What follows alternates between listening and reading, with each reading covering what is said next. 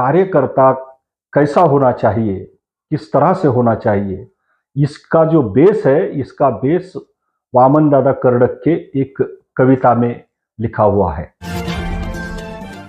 जय भीम, जय भारत। आज कार्यकर्ता इस एपिसोड का दूसरा भाग हम रिलीज करने जा रहे हैं। एक बात आपको रिक्वेस्ट करना चाहता हूं कि जागृति न्यूज चैनल के साथ में आप बने रहें, क्योंकि बहुत ही अहम विषय यहाँ पर लेके आ रहे हैं। कार्यकर्ता, ये कार्यकर्ता के बारे में, कार्यकर्ता के संदर्भ में, कार्यकर्ता कैसा होना चाहिए और कार्यकर्ता कैसा सतर्क रहना चाहिए, कार्यकर्ता कैसे बनते हैं और बनने के लिए क्या अहमियत होती है, क्या क्वालिफिकेशन होता है, ये सारी बातें जो है ये इस एपिसोड में हम बताने जा रहे हैं। मैंने 20-25 साल में निष्ठा से कहो या कुछ भी कहो, लेकिन अभ्यास पूर्वक मैं एक संगठन का केडर कैंप भी लेता था और मैं पूरे भारत भर का दौरा भी किया हूं। और इस अनुभव के साथ जो एपिसोड हम बनाने जा रहे हैं बहुत ही अहम है। और इस आधार पर एक किताब भी हमने छपी हुई है कार्यकर्ता नाम की। और ये कार्यकर्ता नाम की किताब, कार्यकर्ता कोई दल बदलू कार्यकर्ता भी नहीं होना चाहिए और स्वार्थी भी नहीं होना चाहिए। और कार्यकर्ता ऐसा होना चाहिए कि उसका रिजल्ट्स जो है वो रिजल्ट्स निकलना चाहिए। कार्यकर्ता जब कार्य करता है तो कार्य करने के दौरान जो अगर रिजल्ट्स नहीं निकलते हैं, जो जिस काम के लिए हम इतना त्याग बलिदान समर्पण देते हैं, तो उससे अगर रिजल्ट्स नहीं निकलता है तो 20-25 साल हमारे फुकट में जाएंगे, खाली जाएंगे और हम 20-25 साल के बाद में निराश हो जाएंगे, तब हमारी शक्ति क्षीण हो जाएगी। मगर कार्यकर्ता कैसे बनना चाहिए, ये एपिसोड हम इस चैनल के जरिए हम लगातार आपके सामने लाते रहेंगे। मगर आपको रिक्वेस्ट है कि आप लोग जो है, आप लोगों को इस चैनल को सब्सक्राइब करना चाहिए, ताकि ये एपिसोड एक भी ना चुकते हुए आपके सामने एपिसोड जो है आपके सामने आते रहेंगे। इतनी ही रिक्वेस्ट करता हूं।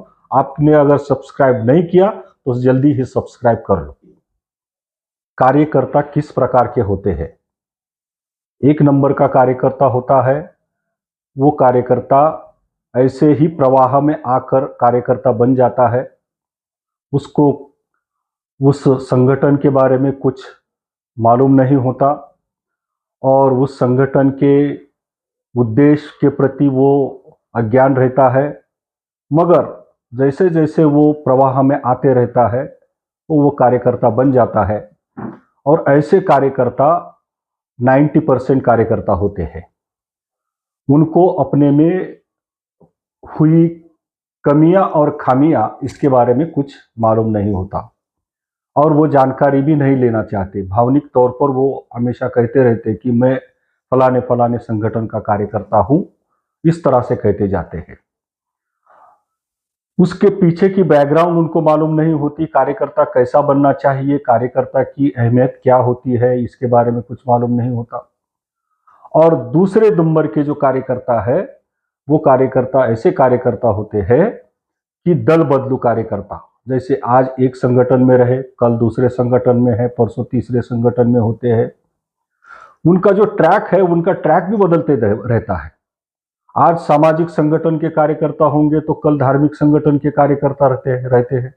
उसके बाद में और किसी विषय बदलकर कार्यकर्ता बन जाते हैं। तो उनके पास में ऐसा ठोस विषय नहीं रहता कि इसी संगठन का कार्यकर्ता होना चाहिए। जैसा वो बदलते रहते और आखिर में 20-25 साल उस संगठन में, जिस अलग अलग संगठनों में काम करते हुए वो अपनी जिंदगी बिताते थे और आखिर में वो हताश और निराश बन जाते हैं कि मैंने ये संगठन में काम किया, वो संगठन में काम किया, लेकिन एक भी संगठन अच्छा नहीं है। इस तरह से उसका बर्ताव रहता है। और तीसरे नंबर के जो कार्यकर्ता होते हैं वो बहुत ही निष्ठावान होते हैं। अपने महापुरुषों के प्रति निष्ठावान हो सकते हैं, अपने उद्देश्य के प्रति निष्ठावान हो सकते हैं किसी भाषा विषय के प्रति निष्ठावान हो सकते हैं, किसी नेतृत्व के प्रति निष्ठावान होते हैं। तो इस तरह से निष्ठावान कार्यकर्ता होते हैं और अपने जिंदगी में कभी उस निष्ठा को ढलने नहीं देते और उस संगठन के साथ में काम करते रहते हैं, चाहे कुछ भी हो जाए, रिजल्ट्स निकले या ना निकले, लेकिन उनकी भावना उस संगठन से, उस नेतृत्व से, उस विषय से जुड़ी हुई रहती है। तो ऐसे कार्यकर्ता होते हैं। और चौथे नंबर के जो कार्यकर्ता है, वो चौथे नंबर के कार्यकर्ता निष्ठावान होते हैं मगर सेल्फ सेंट्रिक कार्यकर्ता होते हैं। जैसे कि खुद के हित के लिए वो कार्यकर्ता बन जाते हैं, किसी स्पाई की तरह वो काम करते हैं, दूसरे संगठन ने उनको भेजा हुआ रहता है तो वो स्पाई की तरह काम करते हैं, अपना उद्देश्य सफल करने के लिए काम करते हैं, अपना काम चलाने के लिए काम करते हैं। तो इस तरह से काम करते करते करते अपना काम सफल होने के बाद में वो जो संगठन का काम है वो छोड़ देते हैं। वो निष्ठा उनकी बनी रहती है अपने खुद से। तो इस तरह के कार्यकर्ता हमने देखे हैं। मगर कार्यकर्ता कैसा होना चाहिए, किस तरह से होना चाहिए, इसका जो बेस है, इसका बेस वामन दादा कर्डक के एक कविता में लिखा हुआ है। बहुत ही अहमियत कार्यकर्ता के बारे में ये कविता रखती है, मगर वो कविता मराठी में है। फिर भी यहाँ पर मैं हिंदी में कुछ अनुवाद करके मैं बताना चाहता हूँ। वामन दादा कर्डक कहते हैं, वामन दादा कर्डक एक ऐसे कार्यकर्ता है, ऐसा निष्ठावान व्यक्ति है कि जिनको अनेक संगठन के लोगों ने उनको कुछ अलॉयरमेंट दिया कि हम कुछ आपको ये देंगे, वो देंगे, पैसा देंगे, मगर उसने कहा कि मैं बाबा साहब को छोड़कर मैं किसी तरह का विषय मैं नहीं ले सकता। और वो उनका जो अंत है, उनका अंत गरीबी में ही आखिर में हुआ है। ऐसे ये निष्ठावान कार्यकर्ता है, निष्ठावान कवि है। तो वो कहते हैं बिमा आपके मत के अगर 5 लोग होते हैं, केवल 5 लोग होते हैं, तो तलवार की जो नोक है, वो तलवार की नोक किसी और की तरह हो सकती थी। आज के संबंध में अगर इसको देखा जाए तो आज 5 लोग तो नहीं दिखते। बाबा साहब के बारे में बड़ी बड़ी डींगे हकते हैं, लेकिन बाबा साहब के बारे में कुछ मालूम नहीं है। निष्ठावान लोग, बाबा साहब ने भी कहा था कि मुझे कुछ निष्ठावान लोगों की जरूरत है, मगर आज निष्ठा जो है वो अपने स्वार्थ के प्रति रहती है। वो बाबा साहब के प्रति, बाबा साहब की जानकारी उनको नहीं होती है। जो कुछ भी थोड़ा बहुत सुनते हैं, कुछ पढ़ते हैं, थोड़ी की तो भाषणबाजी सुनते हैं, तो इस तरह से वो कार्यकर्ता बन जाते हैं और उनको लगता है कि मुझे बाबा साहब सब कुछ समझ में आ गया। और ऐसे भी लोग होते हैं कि जो लोग दूसरों की तरफ से बाबा साहब समझ लेते हैं, लेकिन बाबा साहब ने कुछ कहा है, बाबा साहब ने कुछ अपने लेख लिखे हुए हैं, उनको नहीं पढ़ते, वो जरूरत नहीं समझते। तो इसलिए वो जो लोग हैं, वो लोग बाबा साहब के मत के होंगे ऐसा नहीं लगता, क्योंकि जिस तरह से, जिस सोर्स से उन्होंने बाबा साहब को समझ में लिया है, तो वो लोग बाबा साहब के विचारों के प्रति निष्ठावान होंगे ऐसा नहीं लगता, क्योंकि उनकी निष्ठा जिन्होंने बाबा साहब समझा कर दिया है उनकी तरह होती है।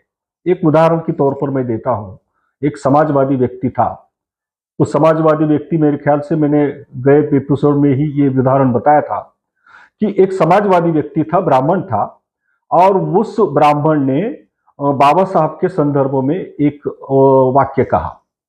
तो ये जो वाक्य है गांधी जी के संदर्भों में भी लागू पड़ता है कि गांधी जी खेड़ेगांव और शहर के संदर्भ में गांधी जी कहते हैं कि गांव की तरफ जाओ और शहर की तरफ मत जाओ। इसका अर्थ इनटू ब्रैकेट ऐसा हो सकता है।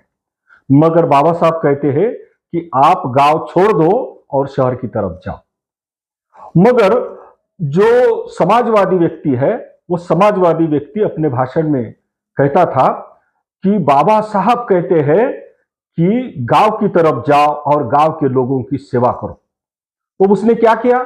उसने एक किया, गांधी जी का जो मत है बाबा साहब अंबेडकर के लोगों को समझाते हुए गांधी जी का मत बाबा साहब के नाम पर लोगों पर थोप दिया है। तो यह होता है कि बाबा साहब हमने कहां से सीखा? वो समाजवादी ब्राह्मण से सीखा, और समाजवादी ब्राह्मण के जरिए बाबा साहब जो है वो बाबा साहब निर्देश देते हैं खेड़ेगांव की तरफ जाओ, ऐसा निर्देश देते हुए बाबा साहब को हमने समझ लिया। तो ये गलत है।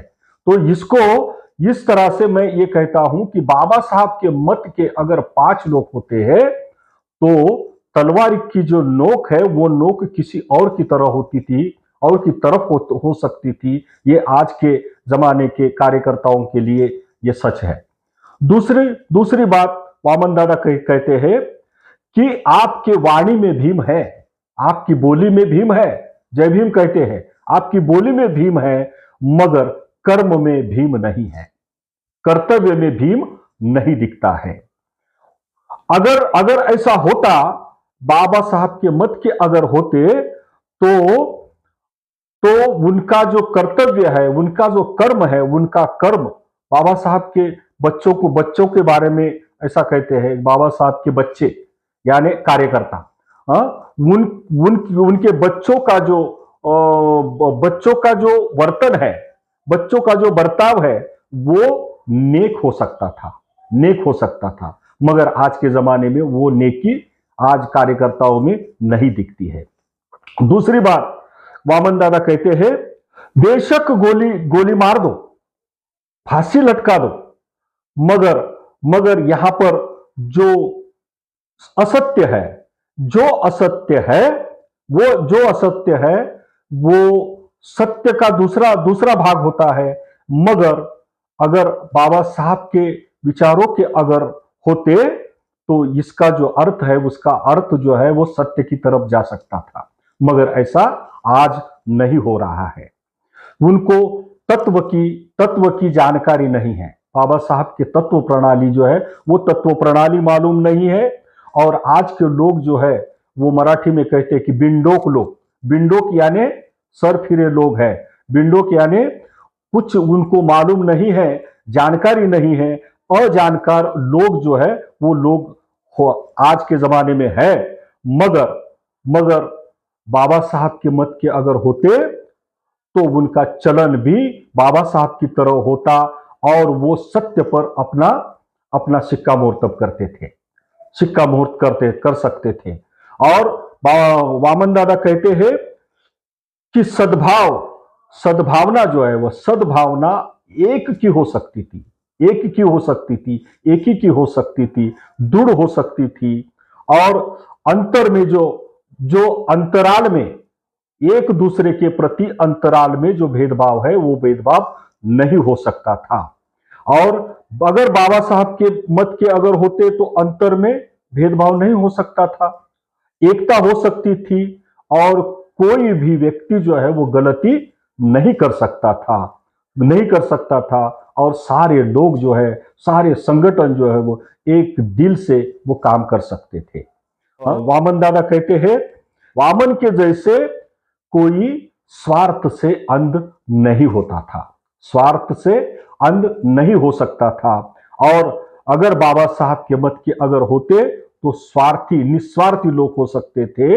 और आपके बाबा साहब के कृति के जैसा बाबा साहब ने जो कार्य किया, निष्ठापूर्वक अपने समाज के लिए कार्य किया, तो इस तरह से उनकी कृति हो सकती थी, उनका कार्य हो सकता था, और सारे लोग अपने नेकी से कार्य चला सकते थे। अगर कहते हैं कि भीमा आपके मत के अगर 5 लोग अगर होते तो उनकी तलवारी की नोक जो है वो तलवारी की नोक और दिशा की तरफ हो सकती थी, आज की तरह नहीं हो सकती थी। इतना है।